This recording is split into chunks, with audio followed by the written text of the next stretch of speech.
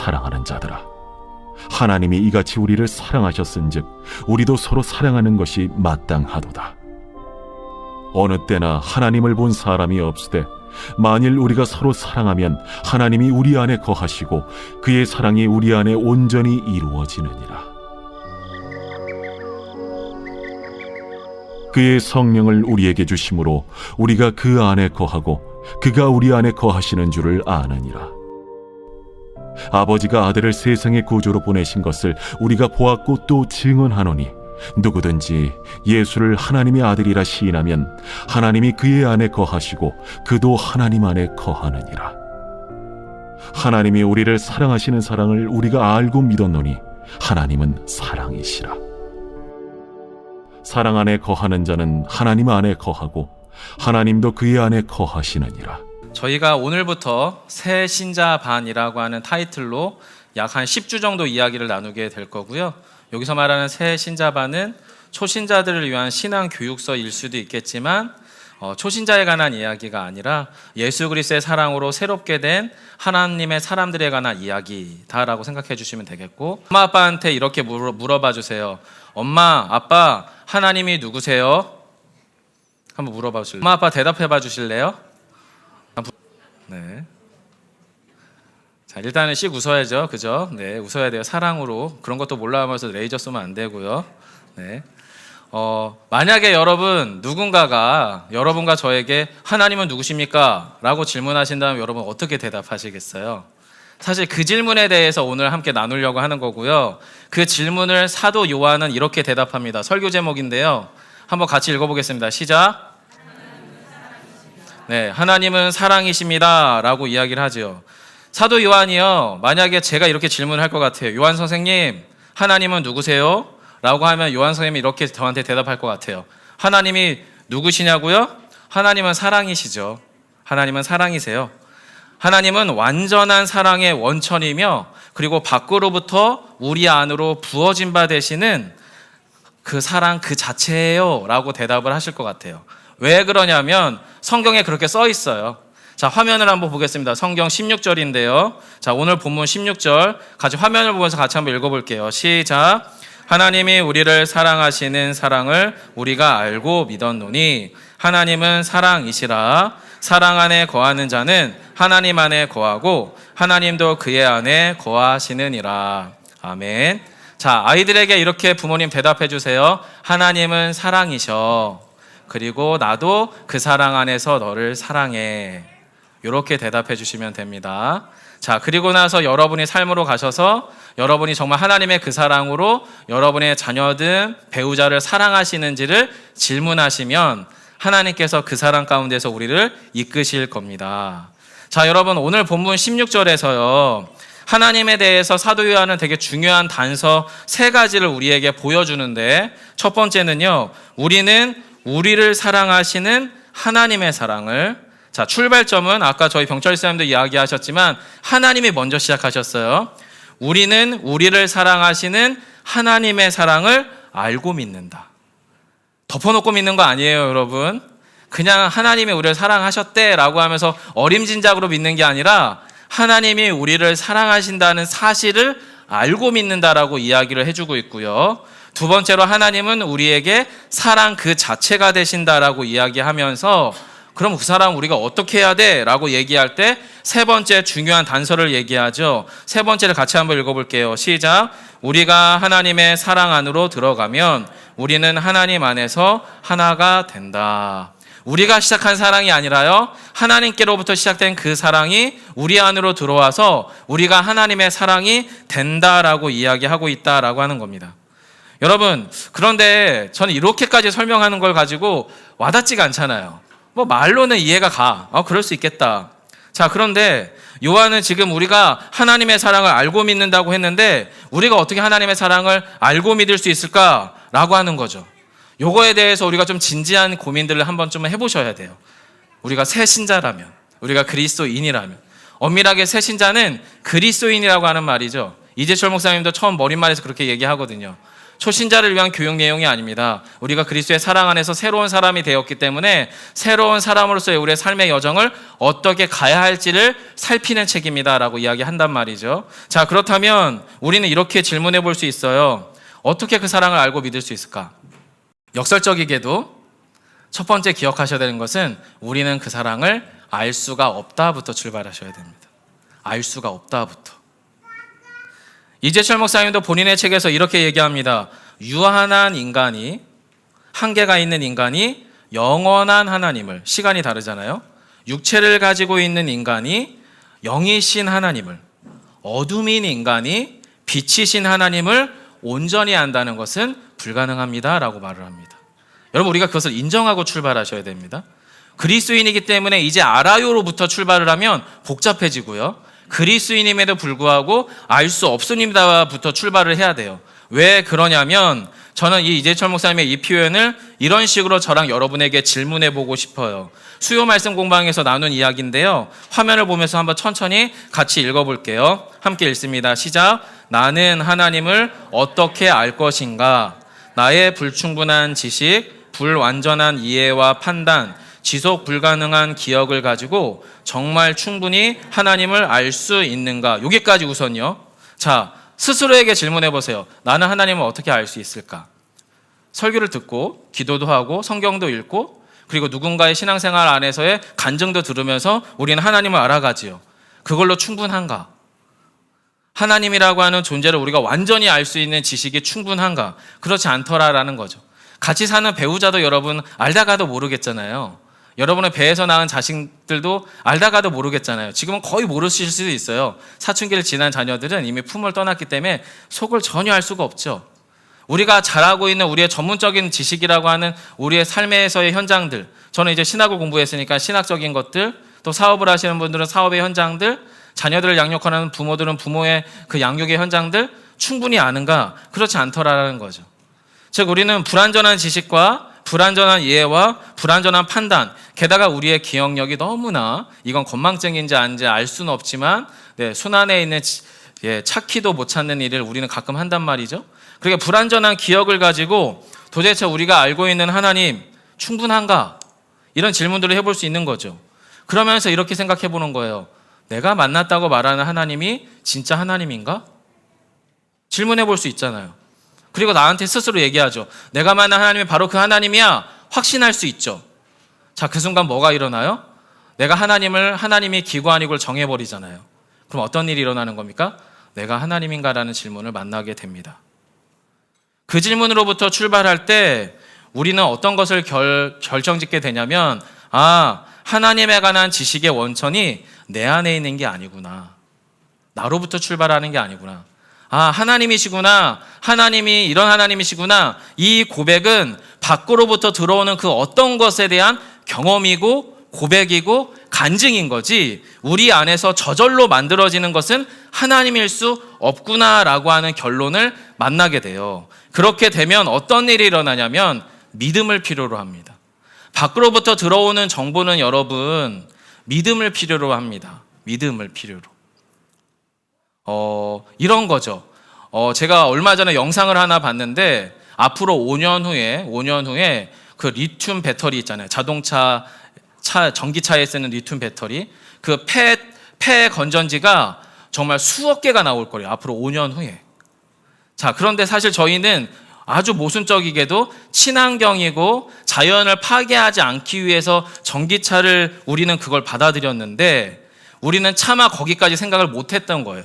불과 10년 전에 전기차가 처음 시작되었을 때 우리는 전기차가 우리의 지구를 너무나 깨끗하게 할 거라고 하는 TV 광고 영상을 보면서 그렇게 생각을 했던 거죠. 하지만 실제로는 또 다른 문제점이 생기더라라는 거예요. 그런데 사람들 안에는 그 믿음이 형성됐었어요. 휘발유나 경유차는 나쁜 차고 그렇기 때문에 하이브리드로 가야 되고 하이브리드에서 전기차로 가야 되고 이런 믿음이 우리 안에 형성됐었던 거죠. 밖으로부터 오는 지식이 있어야만 우리는 새로운 것을 믿고 받아들일 수 있거든요. 저는 이런 생각들을 해봐요. 여러분 저희 아내가 만드는 육개장과 그리고 저희 어머니가 해주는 육개장 중에 어느 게 더 맛있을까요? 아주 뜨거운 믿음을 갖고 계신 줄 믿습니다. 네, 아내가 자꾸 자기 얘기 하지 말라 그랬지만 저는 처음에 못 믿었어요. 아내 육개장이 더 맛있을 거라고. 왜냐하면 처음 2번이 별로였거든요. 그런데 지금은 저희 아버지와 어머니가 오시면 그 육개장을 칭찬하는 육개장이 됐습니다. 무슨 말씀을 드리는 거냐면 밖으로부터 들어오는 그 어떤 정보는 우리에게 믿음을 필요로 하는데 그 믿음은 경험과 결합이 돼서 우리 안에서 그 무엇인가 지식을 형성한다는 어려운 이야기를 지금 저는 이야기를 하려는 거예요. 왜 그러냐면 밖으로부터 들어오는 지식을 믿음으로 받아들이지 않으면 그건 지식이 아니라 그냥 정보 쓰레기에 불과합니다. 하지만 밖으로부터 들어오는 그 지식을 믿음으로 받아들이기 시작하면 우리는 하나님을 어떻게 해요? 알 수 있죠. 왜냐하면 하나님에 관한 정보는 우리 안에 없으니까, 밖에 있으니까. 자, 그래서 이렇게 정리해 볼 수 있는데요. 화면을 한 번 더 읽어볼게요. 따라서 시작. 하나님이 누구신지 알려면 밖으로부터 들어오는 흔들리지 않는 진리, 바로 하나님 자체가 우리 안에 들어와야 합니다. 바로 성경은 우리에게 참 하나님을 알려주는 유일한 진리의 원천입니다. 그리고 성령님께서 그 성경이 하나님에 관한 이야기라는 것을 믿게 하십니다. 아멘. 여러분, 저와 여러분이 출발하셔야 되는 것, 하나님이 누구신가라고 하는 질문으로부터 출발할 때 하나님, 저는 저의 지식을 가지고 경험을 가지고 판단을 가지고 저는 하나님을 알 수는 없습니다. 하지만 밖으로부터 들어오는 진리 자체가 되시는 성경, 하나님 자체가 되시는 성경이 나를 통해 내 안에 들어오게 되면 그것을 통해 우리는 하나님을 알게 됩니다 라고 하는 믿음이 필요합니다. 믿음. 이건 여러분 믿음입니다. 믿음입니다. 그리고 그 믿음은 성령 하나님께서 우리에게 부어주시기 시작할 거예요. 성경을 믿기 시작하면. 성경이 말하는 하나님이 누구신지를 알기로 결정하는 순간 성령께서 저와 여러분 가운데 그 지식이 우리 안으로 들어와서 지금은 우리 안의 육개장이 우리 엄마 거보다 훨씬 맛있다는 것을 인정하게 된 것처럼, 그 지식이 내 안에 들어온 것처럼, 그 믿음이 형성된 것처럼 하나님이 그렇게 우리에게 들어오더라라는 거죠. 여러분, 예전에 우스갯말 중에서 연애할 때 남자가 여자한테 절대 하지 말아야 될 이야기 3가지가 있죠. 다 아시죠, 여러분? 모르실 수도 있고 까먹을까 봐 다시 말씀드릴게요. 절대 여자에게 하지 말아야 될 이야기는 군대 이야기예요. 그리고 2번째는 축구 이야기죠. 하지만 더더군다나 하지 말아야 될 이야기는 뭐죠? 군대에서 축구한 이야기. 이거 다 감사해요, 시사님. 이거 모르셨어요? 네, 이런 거 가끔 써먹어도 되겠구나. 자, 이거랑 비슷한 맥락이 하나 있어요. 대한민국에서 가장 불쌍한 남자가 누군지 아십니까? 우리 사춘기 소녀들은 이해하고 들으세요. 자, 사춘기 딸이나 아들을 가진 아버지예요. 2번째 가장 불쌍한 아버지는 갱년기를 보내고 있는 아내를 둔 아버지예요. 자, 그럼 가장 불쌍한 아버지는 누구예요? 사춘기 자식과 갱년기 아내를 둔 아버지예요. 자, 실은 제가 이걸 허락을 받고 예화를 지금 하고 있는 건데 지난 주 중에 그 비슷한 상황에 있는 가정을 신방을 했고, 사실은 신방보다는 얘기를 했어요. 이런저런 이야기를 하면서. 근데 이제 권사님이 그 얘기를 하시더라고요. 목사님, 갱년기 증세 중에 이런 게 있어요.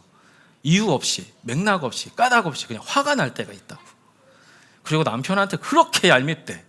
그러면서 산책을 나가서 좋은 기분으로 대화를 하려고 산책을 하러 나갔는데 갑자기 화가 나는 거야. 그래서 남편한테 화를 내니까 남편이 왜 화를 내냐고. 그랬더니 저 권사님이 나는 화내면 안 돼! 그러면서 저리 가! 산책하기 싫어! 분명히 같이 산책하러 나왔는데 이게 도대체 무슨 일이죠?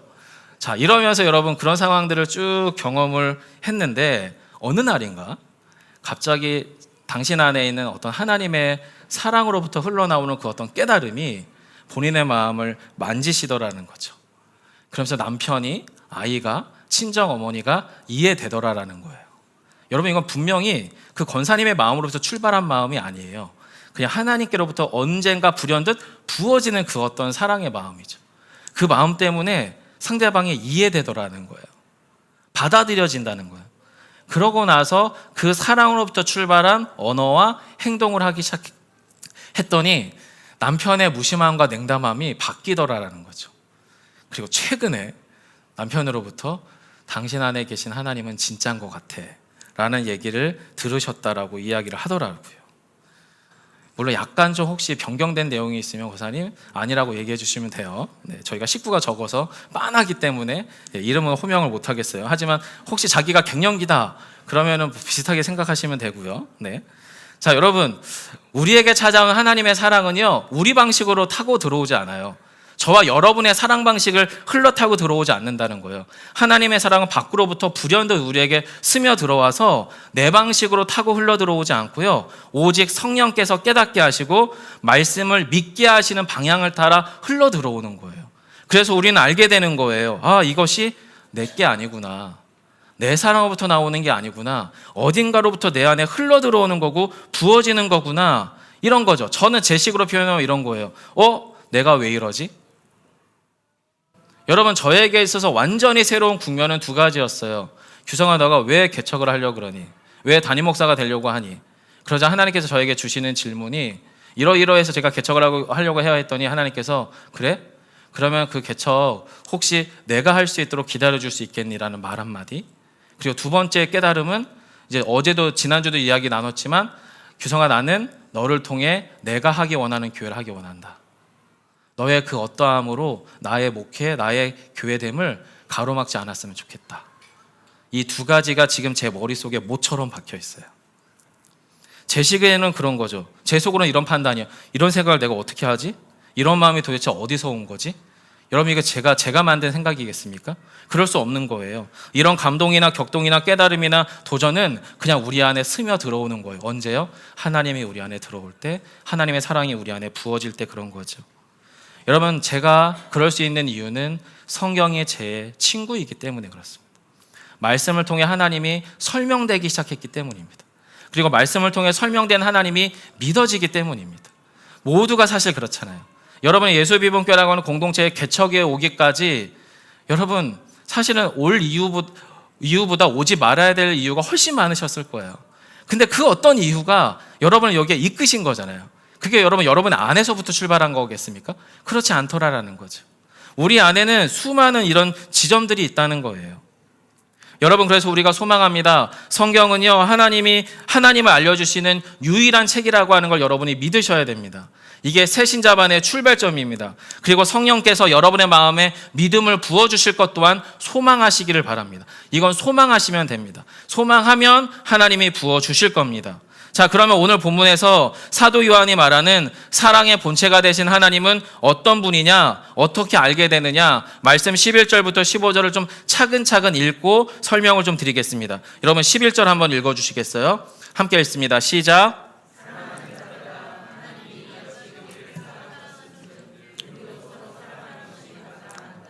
네, 이 11절을 유심히 보시면 이런 표현이에요. 하나님께서 우리를 사랑하신 그 방식으로 사랑하고 싶어진다는 거예요. 내 방식이 아니라, 우리에게 익숙한 방식이 아니라 하나님께서 우리를 어떻게 사랑하셨는지는 뒤에서 얘기하겠지만 이같이 사랑하셨다는 게 깨달아지고 알아지고 믿어짐으로 나도 그 사랑으로 사랑해보고 싶다. 나도 하나님의 그 사랑 안에 푹 잠겨서 그 사랑의 방식으로 누군가를, 자녀를, 배우자를, 교우들을, 내 삶을, 무엇보다 나 자신을 그렇게 사랑하고 싶어지더라라고 이야기하는 게 11절이에요. 그리고 12절 한 번 더 읽어볼게요. 시작. 어느 때나 하나님을 본 사람이 없으되 만일 우리가 서로 사랑하면 하나님이 우리 안에 거하시고 그의 사랑이 우리 안에 온전히 이루어지느니라. 사람들은 질문하죠. 하나님은 누구시냐고. 하나님 보여주면 내가 믿겠다고. 죄송하지만 그런 사람들에게 하나님은 절대 나타나실 수가 없습니다. 왜냐하면 설령 나타나도 그는 그분을 하나님이라고 믿지 않을 이유를 수백 개를 개발할 수 있는 사람이거든요. 실제로 하나님은 어떻게 보여질 수 있냐면 주님의 그 사랑의 방식으로 누군가를 사랑하기 시작할 때 그 사랑이 우리 안에서 어떻게 해요? 넘쳐나는 거예요. 우리를 통해 하나님의 사랑이 보여진다. 그 얘기를 지금 12절에서 요한이 하고 있는 거죠. 어느 때나 하나님을 본 사람은 없습니다. 만일 하지만 여러분이 서로 사랑하면 하나님이 우리 안에, 그의 사랑이 우리 안에 온전히 이루어짐으로 하나님을 보게 될 것입니다 라고 얘기하는 거죠.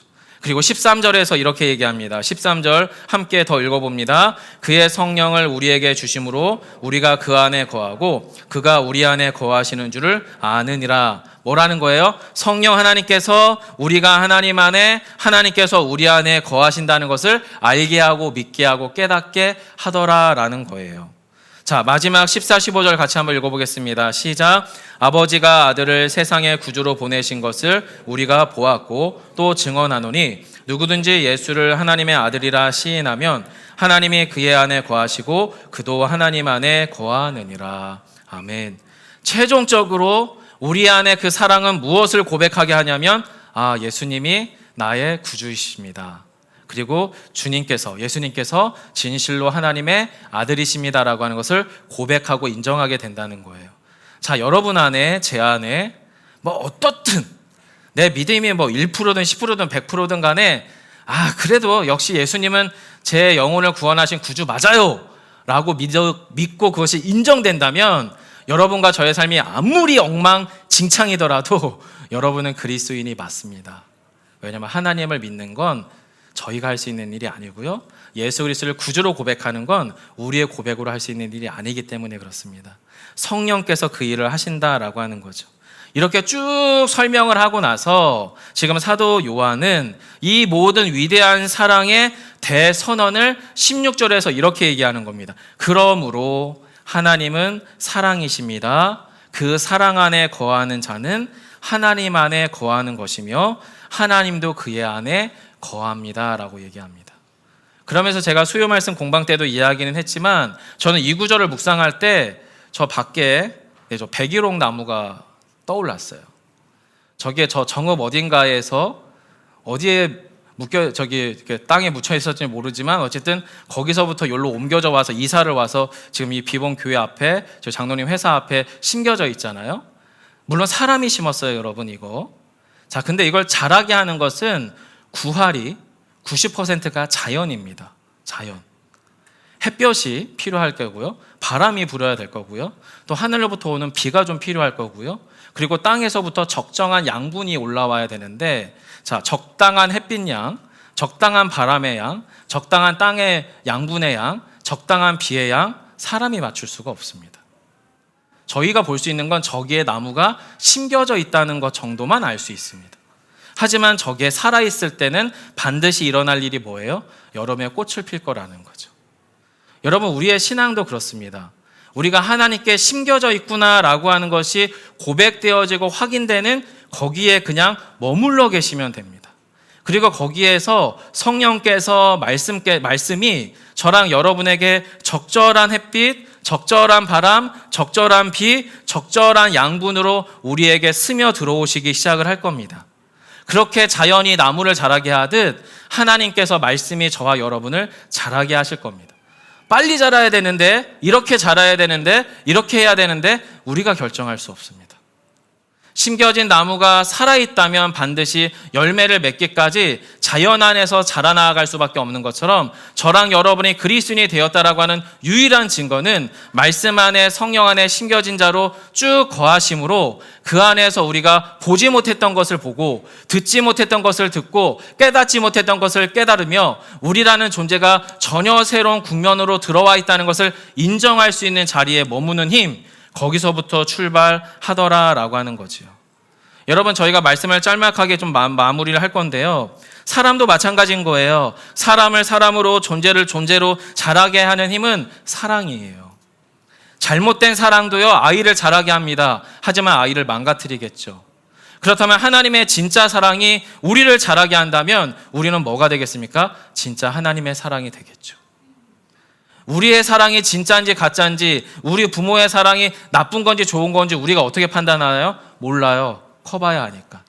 하지만 하나님의 사랑은 참 좋은 것이고 선한 것이라고 성경은 이미 이야기하고 있잖아요. 그럼 우리는 어떻게 해요? 그 사랑 안으로 깊숙이 들어가면 되는 겁니다.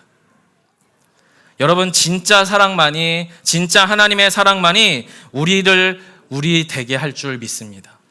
그리스도인을 그리스도인 되게 할 줄 믿습니다. 성경은요, 하나님의 그 사랑을 설명해주는 유일한 책이고요, 보이지 않는 그 사랑을 우리에게 보이도록 보여주고 설명해주는 유일한 책입니다. 여러분 말씀을 통해서요 하나님께서 얼마나 좋으신 분인지 그리고 얼마나 탁월하고 기묘할 정도로 당신의 자녀들을 사랑하시며 돌보시고 저와 여러분을 성장시키기 원하시는지를 눈뜨시는 저와 여러분 되시기를 간절히 소망합니다. 저희가 시간 관계상 뒷부분은 생략은 하겠지만 잠깐 주보를 잠깐 봐주시겠어요? 복음대화 첫 번째 질문인데요. 목사님 질문이 더럽게 어렵다는 피드백을 제가 15분에게 받았기 때문에 완전 쉽게 질문들을 바꿨어요. 자, 여러분 이 책을 읽으셨다면 지금 이 첫 번째 질문에 내가 만난 하나님은 어떤 분인가요? 나의 하나님을 교우들과 자녀들과 함께 나누어 주세요라고 하는 질문을 쭉 보시고 거기서 한번 고백해 보세요. 아, 내가 만난 하나님은 이런 하나님이셨군요 라고 하는 고백을 1번부터 8번까지 책에 조금 정리를 해놨으니까 이따 식사하시고 나서 여러분께서 여러분의 하나님을 우리 식구들하고 같이 이야기를 나눠주시기를 바라고요. 오늘은 식사하신 후에 3, 4, 5 흩어져서 이야기를 나눠주세요. 어린 자녀를 둔 가정은 자녀들하고 같이, 그 다음에 또 자녀들이 다 장성했기 때문에 저희 이미 다 아이들은 밖에 있으면 그럼 좀 어느 정도 작년 그룹들은 작년 그룹이 한 3, 4분씩 정도 같이 이렇게 그룹으로 져서 같이 여기서 모이셔도 좋고 밖에 가셔서 모이셔도 좋고 산책을 하면서 하셔도 좋고요. 그 하나님에 대한 이야기를 꼭 좀 나눠주세요. 그리고 또 한 가지 질문은 그 하나님이 나를 지금 어디로 이끌고 있는가, 이 두 가지를 꼭 좀 나눠주시기를 부탁을 드리고요. 그리고 자녀들에게 나의 하나님을 설명하신 분들은 요 주보에 보시면 광고 시간이 아닌데 왜 설교 시간에 광고를 하죠? 광고 시간에 잘 안 들으시니까. 네. 요 하나님께 드리는 편지라고 하는 서면을 준비해 놨거든요. 하나님에 관한 이야기를 아이들과 같이 나눈 후에 하나님에게 편지를 써보라고 아이들에게 해주세요. 그림을 그려도 좋고 글을 써도 좋으니까 요 편지를 좀 쓰도록 해주세요. 요거를 언제 저희가 같이 나눌 거냐면 5월 6일, 5월 7일 어린이 주일날 하나님께 드리는 편지글을 저희가 쭉 전시를 한번 해볼게요. 그래서 아이들 안에 하나님이 어떤 모습으로 그려지는지를 같이 보시자고요. 그래서 오늘은 그렇게 공경 소모임을 모여주시기를 부탁을 드립니다.